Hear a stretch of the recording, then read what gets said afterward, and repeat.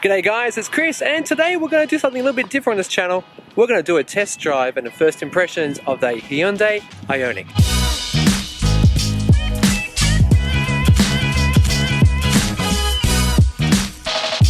Alright, well thanks for joining me. If you're new, welcome. If you're a returning subscriber, thanks very much for your support.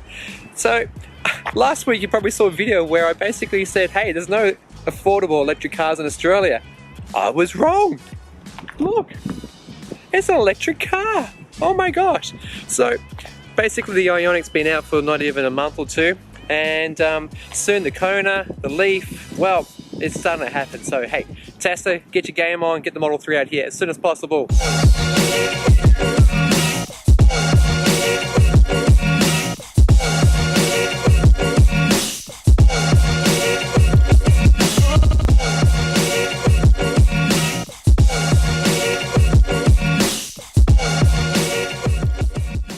So the Hyundai IONIQ comes in two flavours, either the Elite or, seen here, the Premium model.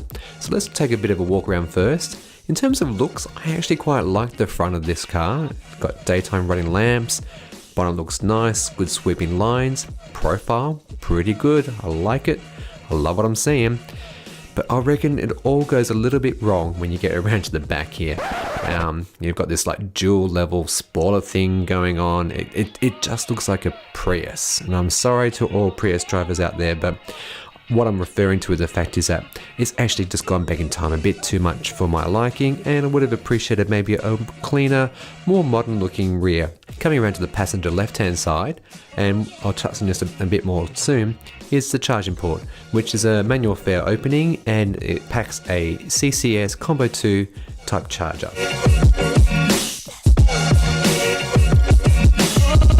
In general, I would say this is a pretty good looking interior. It's conventional, and that's kind of a good thing because, well, I think for EV adoption to really occur, people just gotta feel familiar, and this car delivers on that.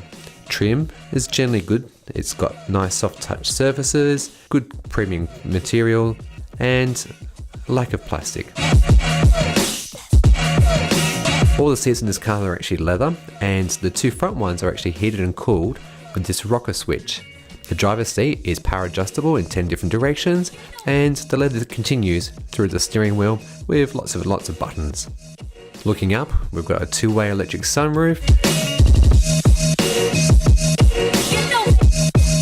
And then coming to our center console space, you've got an 8-inch touchscreen with live traffic updates, Apple CarPlay, Android Auto, DAB radio, and a pretty good sounding Infinity Premium audio system with 8 speakers.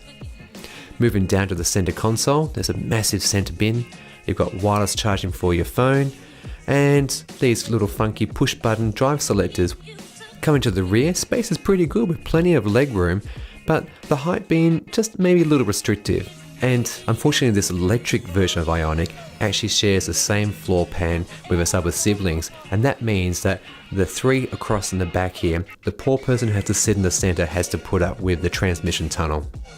Coming around to the boot, it's very practical at 350 litres, which is about right for this size of car, but if you fold the seats flat, that increases up to amazing 1410 litres.